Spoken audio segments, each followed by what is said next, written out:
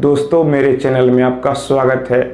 आज के इस वीडियो में मैं आप लोग को बताऊंगा कि क्या कोई भी अपने केवल एक ही बेटे के नाम या फिर किसी एक व्यक्ति के नाम पूरा संपत्ति कर सकता है। क्या ऐसा करने का अधिकार उसके पास है? तो दोस्तों, इसे जानने के लिए आप इस वीडियो को पूरा ज़रूर देखें। सबसे बड़ा सवाल यहाँ उठता है कि अगर कोई व्यक्ति चाहे तो क्या वह अपने केवल एक ही बेटे के नाम पूरा संपत्ति कर सकता है? दोस्तों, इस सवाल का जवाब जानने से पहले आपको पहले समझना होगा कि कोई भी संपत्ति दो तरीक़ों से प्राप्त की जा सकती है। सबसे पहला एंसेस्ट्रल प्रॉपर्टी यानी कि पैतृक संपत्ति, जो संपत्ति आपके दादाजी पिताजी के द्वारा चलती आ रही हो, मतलब कि आपकी जो संपत्ति कई पीढ़ी से चलती आ रही हो, तो इस तरह के संपत्ति को हम पैतृक संपत्ति कहते हैं।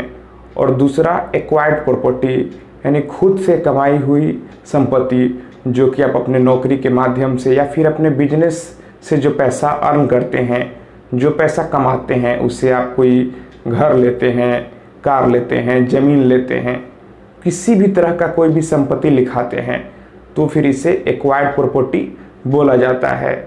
तो यहाँ पर दो तरह का संपत्ति हो सकता है, पहला पैतृक संपत्ति और दूसरा खुद की कमाई से अर्जित किया हुआ संपत्ति।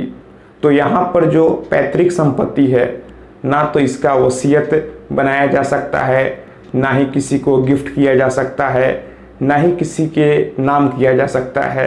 चाहे कोई दूसरा व्यक्ति के नाम भी कोई भी अपने पैतृक संपत्ति को नहीं कर सकता है, या फिर केवल एक ही बेटे को पूरा संपत्ति नहीं दे सकता है, क्योंकि पैतृक संपत्ति पर सभी का अधिकार होता है।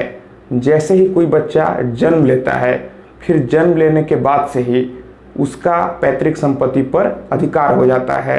वहीं जो एक्वायर्ड प्रॉपर्टी है, जो प्रॉपर्टी खुद से कमाई हुई है, उस प्रॉपर्टी को कोई भी व्यक्ति चाहे तो केवल अपने एक बेटे के नाम कर सकता है या फिर किसी दूसरे के भी नाम भी कर सकता है।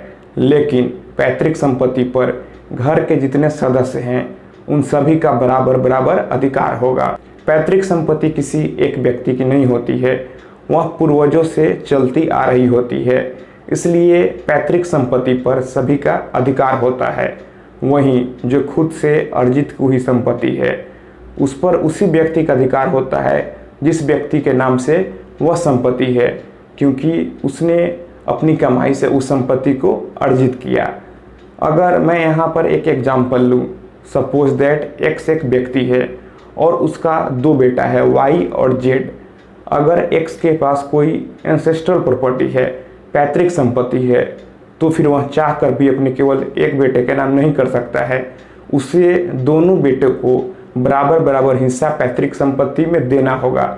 लेकिन वहीं अगर एक्स कोई सर्विस में था या फिर कैसे भी करके उसने अपनी कमाई से कोई भी संपत्ति लिखाया, और अगर उसमें से एक बेटे से उसकी कहासुनी हो जाती है, तो फिर वह चाह कर भी किसी एक बेटे को पैतृक संपत्ति देने से मना नहीं कर सकता है, क्योंकि पैतृक संपत्ति पर दोनों बेटे का बराबर अधिकार है।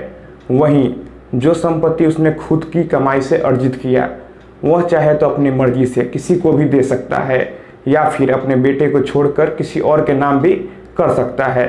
तो दोस्तों, मैं आशा करता हूँ आपको ये वीडियो पसंद आई होगी। अगर आपको लगता है कि ये वीडियो आपके काम की है, तो फिर आप इस वीडियो को अपने दोस्तों, रिश्तेदारों में भी शेयर करें।